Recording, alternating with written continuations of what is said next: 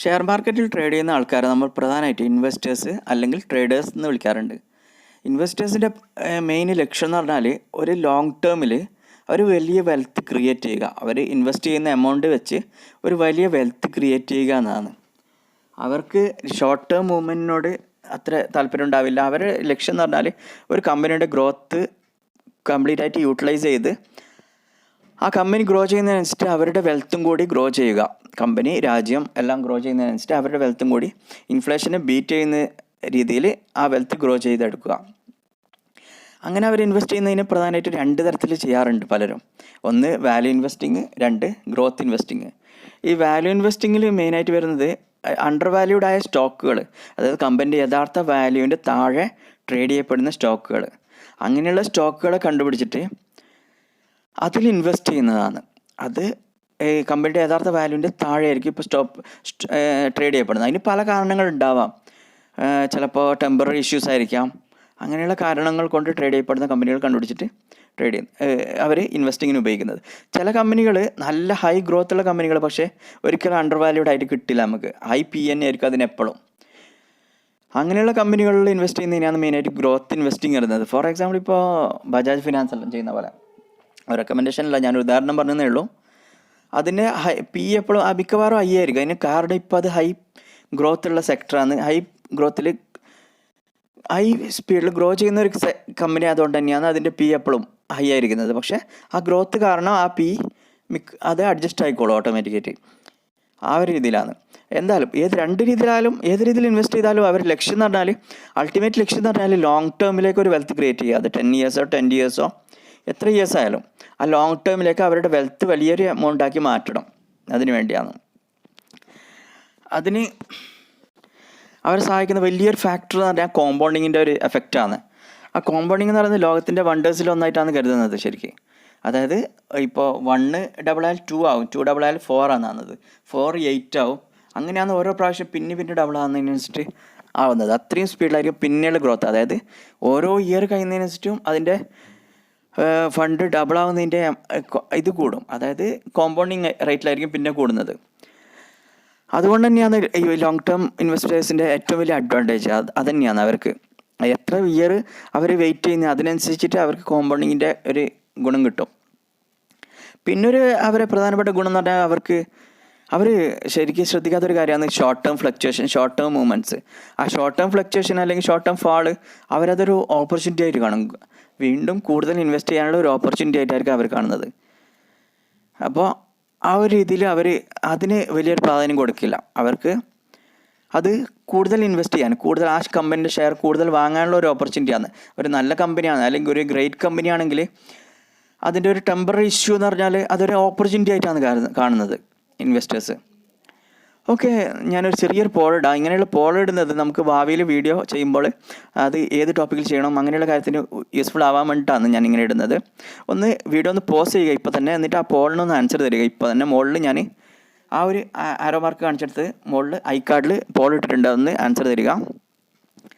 പിന്നെ ഈ channel subscribe ചെയ്യാത്തവർ ഇപ്പോൾ തന്നെ സബ്സ്ക്രൈബ് ചെയ്യുക. കൂടാതെ സബ്സ്ക്രൈബ് ചെയ്തവരാണെങ്കിൽ തന്നെ ആ ബെല്ലൈക്കൺ കൂടി ഒന്ന് എനേബിൾ ചെയ്ത് വെക്കുക. കൂടാതെ സപ്പോർട്ട് ചെയ്യാനായി എന്നെ വീഡിയോ ഒന്ന് ലൈക്ക് ചെയ്യുക ഇപ്പോൾ തന്നെ. കൂടാതെ ഈ മോർ ക്ലിക്ക് ചെയ്താൽ അതിൻ്റെ താഴെ ഡിസ്ക്രിപ്ഷനും എൻ്റെ അപ്സ്റ്റോക്സ് ലിങ്ക്, അപ്സ്റ്റോക്സിൽ അക്കൗണ്ട് ഓപ്പൺ ചെയ്യാൻ താല്പര്യമുള്ളവർക്ക് ആ ലിങ്ക് വഴി അക്കൗണ്ട് ഓപ്പൺ ചെയ്യുക. ഇപ്പോൾ കംപ്ലീറ്റ്ലി ഫ്രീ ആണ് ഓപ്പൺ ചെയ്യാൻ വേണ്ടിയിട്ട്, ഒരു ചാർജും ഇല്ല. കൂടാതെ മുമ്പ് ചെയ്ത വീഡിയോസിൻ്റെ പ്ലേലിസ്റ്റുകളുടെ ലിങ്കും ഞാൻ താഴെ കൊടുത്തിട്ടുണ്ട്, നിങ്ങൾക്കതൊന്ന് ചെക്ക് ചെയ്യാം. ഓക്കെ, ഇനി ഇൻവെസ്റ്റേഴ്സ് എന്ന് പറഞ്ഞാൽ മെയിനായിട്ട് അവർ വെൽത്ത് ക്രിയേഷനാണ് അവർ ലക്ഷ്യം, ഒരു സ്ഥിര വരുമാനമല്ല. അതുകൊണ്ട് തന്നെ നമുക്ക് ആ ഒരു സെക്ടർ വിടാം. ഇനി അടുത്ത മെയിനായിട്ടുള്ള കാറ്റഗറി എന്ന് പറയുന്നത് പൊസിഷണൽ ട്രേഡേഴ്സ് അല്ലെങ്കിൽ സ്വിംഗ് ട്രേഡേഴ്സാണ്. ഇവരെന്ന് പറഞ്ഞാൽ ഷോർട്ട് ടേം മൂവ്മെൻറ്റ്സ് അല്ലെങ്കിൽ ഷോർട്ട് ടേം മൊമെൻറ്റം മൂവ്മെൻറ്റ്സ് ഇത് യൂസ് ചെയ്യുന്നതാണ്. അതായത് അവരുടെ ട്രേഡ് പറഞ്ഞാൽ ചിലപ്പോൾ കുറച്ച് ദിവസമായിരിക്കാം, അല്ലെങ്കിൽ കുറച്ച് ആഴ്ചകളായിരിക്കാം, കുറച്ച് മാസങ്ങൾ വരെ നീളാം. പക്ഷെ അതിനപ്പുറം പോയില്ല എന്തായാലും. ആ ഒരു രീതിയിലുള്ള ആൾക്കാരാണ് ഇത്. അതിന് പല മെത്തേഡ്സ് പലരും ഉപയോഗിക്കുന്നുണ്ട്. ചിലപ്പോൾ ഷോർട്ട് ടേം മൊമെൻറ്റം ഒരു ന്യൂസ് ബേസ്ഡ് ആയിരിക്കാം, ടെക്നിക്കൽ ബേസ്ഡ് ആയിരിക്കാം. അങ്ങനെയുള്ള പല കാരണങ്ങൾ കൊണ്ട് പക്ഷേ ന്യൂസ് ബേസ്ഡ് ചെയ്യുന്നത് കൊണ്ട് ഗുണമുണ്ടാവുമെന്ന് ഞാൻ ചെയ്യാറില്ല. എന്തായാലും ടെക്നിക്കൽ ബേസിൽ മാത്രമേ ഞാൻ ട്രേഡ് ചെയ്യാറുള്ളൂ. പക്ഷേ അങ്ങനെ ചെയ്യുന്നവർ തെറ്റെന്ന് ഞാൻ ഒരിക്കലും പറയാൻ പറ്റില്ല. കാരണം അത് അവർക്ക് അതുകൊണ്ട് സക്സസ് ഉണ്ടെങ്കിൽ അത് അവരുടെ ഇഷ്ടമാണ്. ഓക്കെ, എങ്കിലും ടെക്നിക്കൽ ആയാലും ഏതായാലും ഇപ്പോൾ ടെക്നിക്കൽ ഫോളോ ചെയ്യുന്നവർ പല സ്ട്രാറ്റജീസ് യൂസ് ചെയ്യാറുണ്ട്. മെയിൻ ട്രേഡേഴ്സ് എല്ലാം മിക്കവരും ചെയ്യുന്നതും ഈ പൊസിഷണൽ ട്രേഡ്സ് അല്ലെങ്കിൽ സ്വിംഗ് ട്രേഡ്സ് ആണ്. ഇതുകൊണ്ടുള്ള ഗുണം എന്ന് പറഞ്ഞാൽ ഒരു ടെക്നിക്കൽ അനുസരിച്ചുള്ള മൂവ്മെൻറ്റിന് ഉള്ള ഒരു ടൈം കിട്ടും ശരിക്കും. പിന്നെ അൾട്രാ ഷോർട്ട് ടേം ഫ്ലക്ച്വേഷൻസ് നമുക്ക് ഒഴിവായി കിട്ടും. പക്ഷേ ഇതിൽ മെയിനായിട്ട് ശ്രദ്ധിക്കേണ്ട ഒരു കാര്യം കറക്റ്റ് റിസ്ക് മാനേജ്മെൻറ്റ് അല്ലെങ്കിൽ പിന്നെ മണി മാനേജ്മെൻറ്റ്. ഈ കാര്യങ്ങൾ ശ്രദ്ധിച്ചില്ലെങ്കിൽ പൊസിഷണൽ ട്രേഡ്സിലും പ്രോഫിറ്റ് ആക്കാൻ പറ്റില്ല. പക്ഷേ ശരിക്കും പ്രോഫിറ്റ് ആക്കാൻ പറ്റും. ഈ കാര്യങ്ങൾ എല്ലാം ശ്രദ്ധിച്ച് ചെയ്യുന്നുണ്ടെങ്കിൽ ഏറ്റവും പ്രോഫിറ്റ് ആക്കാൻ പറ്റിയ ഒരു മെത്തേഡാണ് പൊസിഷണൽ ട്രേഡ്സ് അല്ലെങ്കിൽ സ്വിംഗ് ട്രേഡ്സ്. റിസ്ക് റിവാർഡ്, അതായത് ഒരു ട്രേഡറിന് വേണ്ട കാര്യങ്ങൾ ഞാൻ മുമ്പത്തെ ഒരു വീഡിയോയിൽ പറഞ്ഞിട്ടുണ്ട്. ഒരു ട്രേഡിങ്ങിൽ നമ്മൾ ശ്രദ്ധിക്കേണ്ട കാര്യങ്ങൾ. കൂടാതെ പൊസിഷൻ സൈസിങ്ങിനെ കുറിച്ച് കൂടുതൽ നിങ്ങൾക്ക് അറിയണമെങ്കിൽ ആഡം കോ അല്ലെങ്കിൽ ഗ്രേഗ് കാപ്ര ഇവരുടെ ബുക്സും വീഡിയോസും അവൈലബിൾ ആണ്. അത് ഒന്ന് ചെക്ക് ചെയ്യുക. അത് ശരിക്കും ഡീപ്പായിട്ട് പഠിച്ചിട്ടുള്ള ഒരാളാണ് ഗ്രേഗ് കാപ്ര. അപ്പോൾ അയാളുടെ ബുക്കുകൾ നല്ല രീതിയിൽ ഇതിനെപ്പറ്റി പറയുന്നുണ്ട്. പക്ഷേ അത്രത്തോളം ഡീപ്പ് ആവശ്യമില്ലെങ്കിൽ നമുക്ക് ആഡം കോവിൻ്റെ മെത്തേഡും ഫോളോ ചെയ്യുക. അല്ലെങ്കിൽ അങ്ങനെയുള്ള പല മെത്തേഡ്സ് ഉണ്ട് പൊസിഷൻ സൈസിങ്ങിന്. നമുക്ക് ഏതെങ്കിലും നമുക്ക് പറ്റുന്ന ഏതാണെന്ന് എടുത്തിട്ട് ആ രീതിയിലുള്ള ഒരു പൊസിഷൻ സൈസിങ് നമുക്ക് ചെയ്യാം. ഇനി അടുത്ത പ്രധാനപ്പെട്ട കാര്യം, ശരിക്കും ഒരു സ്ട്രാറ്റജി ഉണ്ടായിരിക്കണം. ആ സ്ട്രാറ്റജി അനുസരിച്ചിട്ട് കറക്റ്റ് റൂള് ഫോളോ ചെയ്യാൻ പറ്റണം നമുക്ക്. അങ്ങനെ ഒരു ട്രേഡ് ചെയ്താലേ കറക്റ്റ് സ്ട്രാറ്റജി, പിന്നെ പൊസിഷൻ സൈസിങ്, റിസ്ക് മാനേജ്മെൻറ്റ് ഇതനുസരിച്ച് ട്രേഡ് ചെയ്താലേ നമുക്ക് ട്രേഡിങ്ങിൽ പ്രോഫിറ്റബിൾ ആകാൻ പറ്റൂ. നമുക്ക് ഇൻവെസ്റ്റിങ്ങിൽ കിട്ടുന്ന ഒരു ഫ്രീഡം ഇതിൽ കിട്ടില്ല. ട്രേഡിങ്ങിൽ സക്സസ് ആവണമെങ്കിൽ ഈ കറക്റ്റ് റൂൾസ് ഫോളോ ചെയ്തേ പറ്റൂ. സ്ട്രാറ്റജീസ് നിങ്ങൾക്ക് പലതും ഉപയോഗിക്കാം. പലരും പല സ്ട്രാറ്റജീസ് ഉപയോഗിക്കാറുണ്ട്. ചാർട്ട് പാറ്റേൺസ് ഉപയോഗിച്ച് ട്രേഡ് ചെയ്യുന്നവരുണ്ട് പൊസിഷണലിന് വേണ്ടിയിട്ട്. അല്ലെങ്കിൽ support and resistance, trend line support and resistance, അങ്ങനെയുള്ള പല മെത്തേഡ്സ് ഉപയോഗിക്കുന്നുണ്ട്. പിന്നെ ഇൻഡിക്കേറ്റർ ബേസ്ഡ് ഉപയോഗിക്കാറുണ്ട് പലരും. പക്ഷേ ഞാനിപ്പോൾ പേഴ്സണലായിട്ട് ഞാനത് ഉപയോഗിക്കാറില്ല. പലതും പ്രൈസ് ആക്ഷൻ മാത്രം മതി നമുക്ക്. ശരിക്കും കാൻഡിൽസും support and resistance, trend line support അങ്ങനെയുള്ള കാര്യങ്ങൾ മാത്രം മതി. ഇനി അത്യാവശ്യമാണെങ്കിൽ തന്നെ ഒരു കൺഫർമേഷന് വേണ്ടി മാത്രം ഒരു ഇൻഡിക്കേറ്റർ നമുക്ക് യൂസ് ചെയ്യാം. അങ്ങനെയുള്ള ഏതെങ്കിലും ഒരു നല്ലൊരു സ്ട്രാറ്റജി ഉപയോഗിച്ചിട്ട് കൺസിസ്റ്റൻ്റായിട്ട് ട്രേഡ് ചെയ്താൽ മതി. പക്ഷേ ഇതിലുള്ളൊരു കാര്യം എന്ന് പറഞ്ഞാൽ നമുക്ക് ഇതൊരു സ്ഥിര വരുമാനം പോലെ ചെയ്യാൻ പറ്റുമോ എന്നുള്ള കാര്യം ചോദിച്ചാൽ ഉറപ്പ് പറയാൻ പറ്റില്ല. കാരണം ഒരു ട്രേഡ് എത്ര ദിവസം നീണ്ടു നിൽക്കുമെന്ന് പറയാൻ പറ്റില്ല. പക്ഷേ നമുക്ക് ക്യാപിറ്റൽ ഗ്രോ ചെയ്യാൻ ഇത് നല്ല രീതിയിൽ പറ്റും. കാരണം ഇൻവെസ്റ്റിങ്ങിനേക്കാളും കൂടുതൽ വേണമെങ്കിൽ നല്ല രീതിയിൽ ചെയ്താൽ പറ്റും. ശരിക്കും ഇതിൽ നമുക്ക് മൊമെൻറ്റം യൂസ് ചെയ്ത് ആ മൊമെൻറ്റത്തിലുള്ള സമയത്താണ് നമ്മൾ ഇതിൽ ട്രേഡ് എടുക്കുന്നത്. അതുകൊണ്ട് തന്നെ നമുക്ക് ആ മൂവ്മെൻറ്റ് ഫുള്ളായിട്ട് യൂട്ടിലൈസ് ചെയ്യാൻ പറ്റും. പക്ഷേ ഇതിലുള്ളൊരു പ്രശ്നം എന്ന് പറഞ്ഞാൽ നിഫ്റ്റി അല്ലെങ്കിൽ ഇൻഡെക്സ് ഒരു ബുള്ളിഷ് ആയിരിക്കുമ്പോൾ നമുക്ക് ഈസി ആയിട്ട് ട്രേഡ് ചെയ്യാൻ പറ്റും. ഇതിൽ നിഫ്റ്റി ബിയറിഷ് ആകുമ്പോൾ അല്ലെങ്കിൽ എന്തെങ്കിലും ഡൗൺ ട്രെൻഡിലുള്ള സമയത്ത് നമുക്ക് മിക്ക ട്രേഡ്സും സ്റ്റോപ്പ് ലോസ് അടിക്കും ഇതിൽ. അപ്പോൾ നമുക്ക് ആ ഒരു സമയത്ത് ഈ ഒരു ട്രേഡുകളിൽ നിന്ന് മാറി നിൽക്കാൻ പറ്റണം എന്നുള്ളതാണ് ഏറ്റവും പ്രധാനപ്പെട്ട കാര്യം. ഇതിൽ ഏറ്റവും ഇമ്പോർട്ടൻ്റ് ആയിട്ടുള്ള കാര്യം അതാണ്. അങ്ങനെ ഒന്ന് ചെയ്യാൻ പറ്റണം എന്ന് പറയാൻ എളുപ്പമാണ്, പക്ഷെ പറ്റണം. അങ്ങനെയെങ്കിലേ നമുക്ക് സക്സസ് ആവാൻ പറ്റുമോ. അതിന് നമുക്ക് സ്വന്തമായിട്ട് ഒരു സ്ട്രാറ്റജി ഉണ്ടാക്കാം. ഫോർ എക്സാമ്പിൾ ഇപ്പോൾ നിഫ്റ്റി 20 മൂവിങ് ആവറേജിന് താഴെയാണെങ്കിൽ നമ്മൾ ഒരു പൊസിഷൻസ് എടുക്കില്ല. അങ്ങനെയുള്ള സ്ട്രാറ്റജീസ് എന്തെങ്കിലും ഒന്നുണ്ടാക്കാം. എന്നിട്ട് അത് കറക്റ്റായിട്ട് റൂൾ ഫോളോ ചെയ്യാം. അങ്ങനെ ചെയ്യുമ്പോൾ കാരണം ഇങ്ങനൊരു ഇഷ്യൂ വരാൻ കാരണം നമുക്ക് ഈ പൊസിഷൻ ട്രേഡ്സ് എടുക്കുമ്പോൾ നമുക്ക് ബൈ ചെയ്യാനേ പറ്റൂ, ബൈ ചെയ്തിട്ട് ഹോൾഡ് ചെയ്യാനേ പറ്റൂ. അല്ലെങ്കിൽ സെല് ചെയ്തിട്ട് നമുക്ക് ഹോൾഡ് ചെയ്യാൻ പറ്റില്ല, പൊസിഷൻസ് എടുക്കാൻ പറ്റില്ല. അതുകൊണ്ട് തന്നെ നിഫ്റ്റി ഹൈ മുകളിൽ പോകുമ്പോൾ ബുള്ളിഷ് ആയിരിക്കുമ്പോഴായിരിക്കും മിക്ക സ്റ്റോക്കും മുകളിലോട്ട് വന്നത്. നിഫ്റ്റി ബിയറിഷ് ആകുമ്പോൾ ചില മിഡ് ക്യാപ് സ്റ്റോക്സ് ചിലപ്പോൾ മുകളിൽ പോകാറുണ്ട്. അത് നല്ല ബുള്ളിഷ് ചില സ്റ്റോക്സുകൾ. പക്ഷേ എങ്കിലും ഇപ്പോൾ ഒരു 9 എടുത്താലും 10 എടുത്താലും 8 ചിലപ്പോൾ സ്റ്റോപ്പ് ലോസ് അടിക്കലായിരിക്കും നിഫ്റ്റി ബിയറിഷ് ആണെങ്കിൽ. അപ്പോൾ അങ്ങനെയുള്ള സമയത്ത് നമുക്ക് പൊസിഷൻസിൽ മാറി നിൽക്കേണ്ടി വരും. അതുകൂടാതെ റിസ്ക് റിവാർഡ് കറക്റ്റ് ഫോളോ ചെയ്യണം. ഇല്ലെങ്കിൽ നമുക്കിപ്പോൾ ഒരു 10 ട്രേഡിൽ 8 ട്രേഡ് അടിച്ച് ട്രേഡ് പ്രോഫിറ്റ് ആണ്, ബാക്കി 2 നല്ല രീതിയിൽ സ്റ്റോപ്പ് ലോസ് അടിച്ചാൽ നമുക്ക് നമ്മുടെ എടുത്ത പ്രോഫിറ്റ് മൊത്തം പോകും. അപ്പോൾ കറക്റ്റ് റിസ്ക് റിവാർഡ്, അതായത് 1:2 എങ്കിലും മിനിമം വേണം. പക്ഷേ പൊസിഷനിൽ 2 ഒന്നുമല്ല, മിനിമം നമ്മൾ സാധാരണ 5 5, 10 വരെ എടുക്കുന്ന ആൾക്കാരുണ്ട്. പക്ഷേ എങ്കിലും മിനിമം 2 എങ്കിലും വെക്കണം, എങ്കിലേ നമുക്ക് സക്സസ് ആയിട്ട് ഇത് ചെയ്യാൻ പറ്റൂ ഈ ഒരു കാര്യം. ഞാൻ ഈ ട്രേഡിങ്ങിൽ നമുക്ക് വേണ്ട സ്കിൽസിനെ കുറിച്ചുള്ള ഒരു വീഡിയോ ഇട്ടിട്ടുണ്ട് മുമ്പ്. അതിൻ്റെ ലിങ്ക് ഞാൻ ഈ മുകളിൽ കൊടുക്കുന്നുണ്ട്, നിങ്ങൾക്കത് ചെക്ക് ചെയ്യാം. ഇനി ഞാനത് താഴെ ഡിസ്ക്രിപ്ഷനിലും കൊടുത്തിട്ടുണ്ട് അതിൻ്റെ ലിങ്ക്. ഇനി ലാസ്റ്റ് വരുന്ന ഒരു സെഗ്മെൻറ്റാണ് ഇൻട്രാഡേ ട്രേഡിങ്. ഏറ്റവും ഡിഫിക്കൽട്ടായതും ആൾക്കാർ ഏറ്റവും കൂടുതൽ ട്രൈ ചെയ്യുന്നതായിട്ടുള്ള ഒരു സെഗ്മെൻറ്റാണിത്.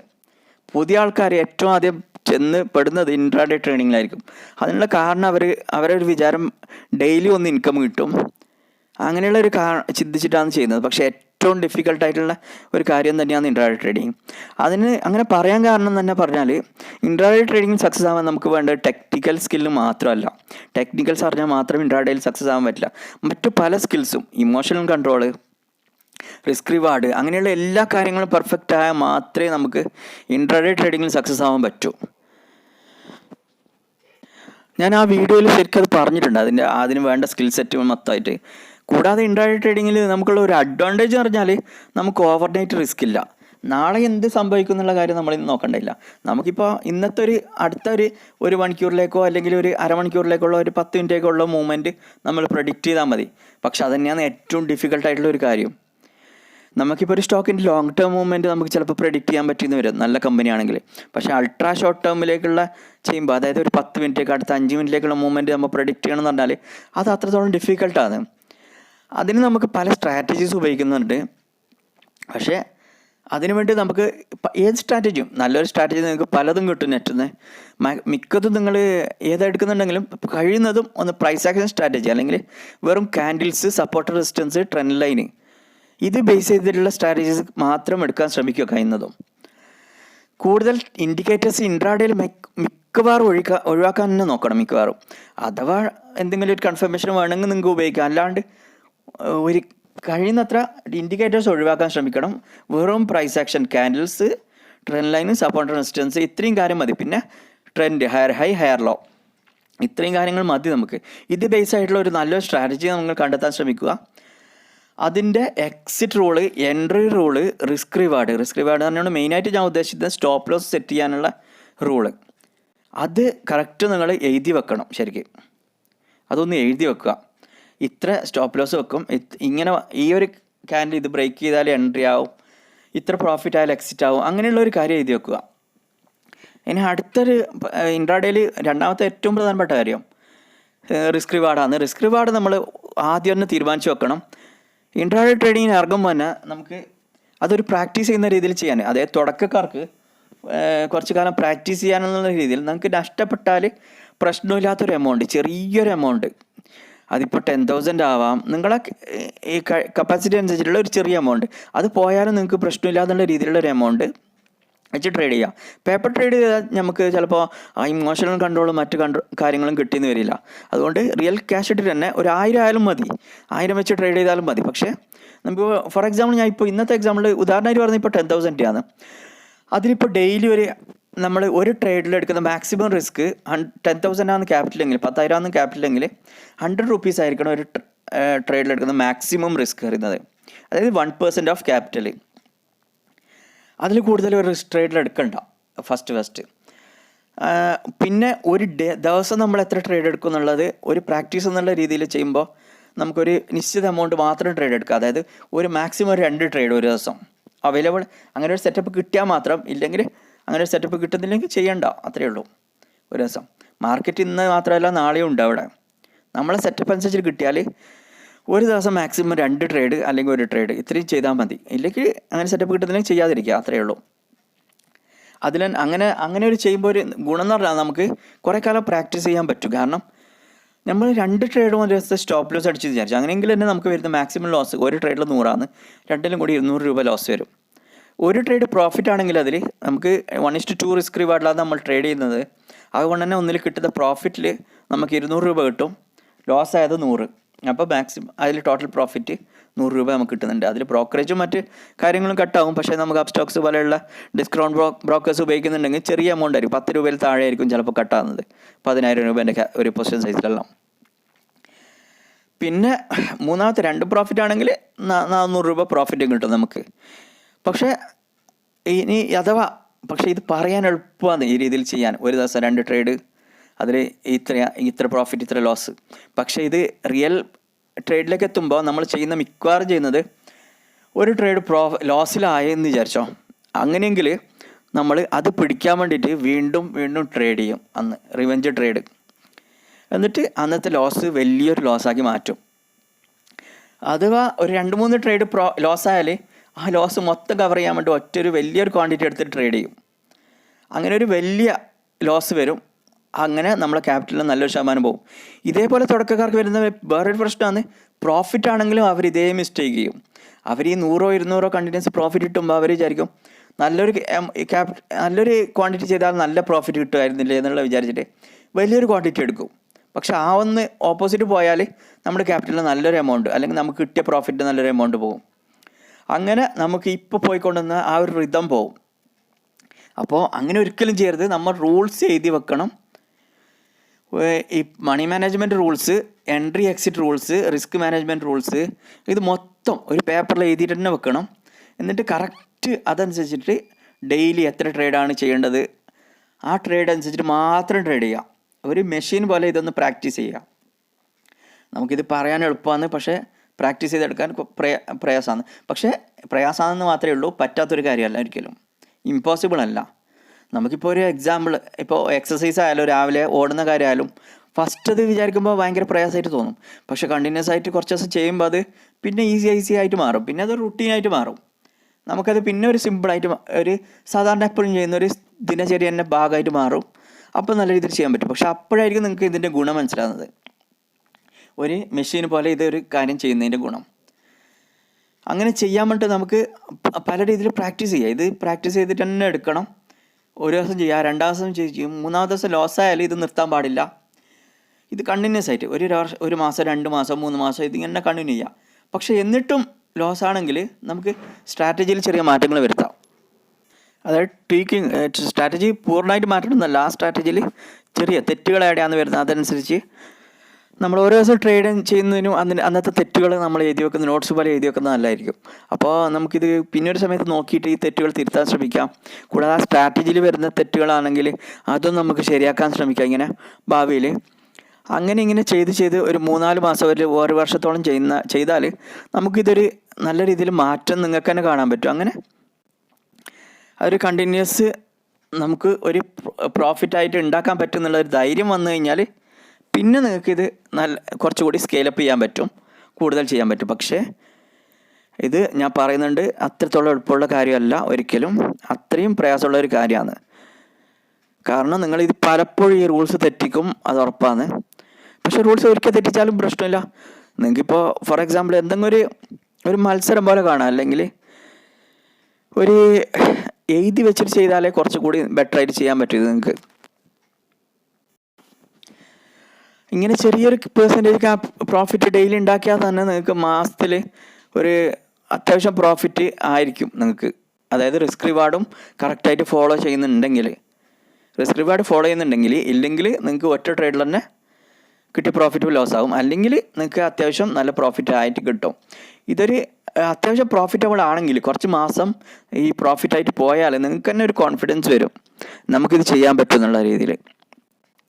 പക്ഷേ ഇത് 1-2 ട്രേഡ് ചെയ്തിട്ട് ഒരു പ്രോഫിറ്റ് ആണെങ്കിൽ കോൺഫിഡൻസ് വന്നെന്ന് വിചാരിച്ചിട്ട് നല്ല രീതിയിൽ ചെയ്യാൻ പാടില്ല, വലിയ എമൗണ്ട് വെച്ച് ചെയ്യാൻ പാടില്ല. കുറച്ച് മാസങ്ങൾ അല്ലെങ്കിൽ ഒരു വർഷത്തോളം അത്രത്തോളം ചെയ്തിട്ട് കോൺഫിഡൻസ് ആയാൽ മാത്രമേ സ്കെയിലപ്പ് ചെയ്യാൻ പാടുള്ളൂ. അല്ലാതെ ഞങ്ങൾക്ക് ഇപ്പോൾ ഒരു 10 ദിവസം 20 ദിവസം പ്രോഫിറ്റായിട്ട് ചെയ്യാൻ പറ്റിയെന്നുള്ള രീതിയിൽ ഒറ്റയടിക്ക് സ്കെയിലപ്പ് ചെയ്താൽ നമുക്ക് പറ്റുന്ന മിസ്റ്റേക്ക് പറഞ്ഞാൽ നമുക്ക് ആ സ്കില്ലൊന്നും കറക്റ്റായിട്ടുണ്ടായില്ല എങ്കിലും ആ ഒറ്റ ട്രേഡിൽ ചിലപ്പോൾ നല്ലൊരു ലോസ് വന്നാൽ നമ്മൾ ഉണ്ടാക്കിയ മൊത്തം പോകും. അപ്പോൾ ഇപ്പോൾ ചെറിയ രീതിയിൽ, അതായത് ഒരു ചെറിയൊരു ക്വാണ്ടിറ്റി, അതായത് ഒരു എക്സാമ്പിളായിട്ട് 10,000 ആണെങ്കിൽ നിങ്ങൾക്ക് ഈ അതിൻ്റെ 1% 100 രൂപ ഒരു ട്രേഡിൽ നിങ്ങൾക്ക് മാക്സിമം റിസ്ക് ചെയ്യുന്ന രീതിയിൽ 100 രൂപ സ്റ്റോപ്പ് ലോസ് അടിച്ചാൽ നിങ്ങൾക്ക് 100 രൂപ മാത്രമേ ലോസ് ആവും. പക്ഷേ അതിൽ പ്രോഫിറ്റ് ആണെങ്കിൽ ടാർഗറ്റ് അടിച്ചാൽ മിനിമം 200 കിട്ടും. അഥവാ നിങ്ങൾക്ക് എക്സ്പീരിയൻസ് ആയാൽ പിന്നെ അത് ട്രെയിൽ ചെയ്തുകൊണ്ട് മുകളിലോട്ട് പോകാം. പക്ഷേ സ്റ്റാർട്ടിങ്ങിൽ 1:2 1:1.5 ആയാലും മതി മാക്സ് തുടക്കത്തിൽ. പക്ഷേ നമുക്ക് മെയിനായിട്ട് പ്രോഫിറ്റായിട്ട് ഒരു എക്സ്പീരിയൻസ് കിട്ടണം എന്നുള്ളതാണ് പ്രധാനം. അപ്പോൾ പ്രോഫിറ്റബിളായിട്ട് കുറച്ച് കാലം ട്രേഡ് ചെയ്താൽ നമുക്കത് പിന്നെ കൂട്ടിയെടുക്കാൻ പറ്റും. ആ രീതിയിൽ ചെറിയ രീതിയിൽ ട്രേഡ് ചെയ്ത് പ്രാക്ടീസ് ചെയ്യുക. അതിനുശേഷം നമുക്ക് വലിയ രീതിയിൽ ചെയ്യാം. പക്ഷെ അത് കുറച്ച് മാസങ്ങളോ വർഷങ്ങളോ ചെയ്ത് പ്രാക്ടീസ് ചെയ്താൽ മാത്രമേ ചെയ്യാൻ പാടുള്ളൂ. അങ്ങനെ. ഓക്കെ, അപ്പോൾ വീഡിയോ ഇഷ്ടമായ ലൈക്ക് ചെയ്യുക, കമൻറ്റ് ചെയ്യുക, ഷെയർ ചെയ്യുക. ഇൻട്രാഡേ ട്രേഡിങ്ങിൻ്റെ റിസ്ക് അനുസരിച്ച് മാത്രം ട്രേഡ് ചെയ്യുക എല്ലാവരും.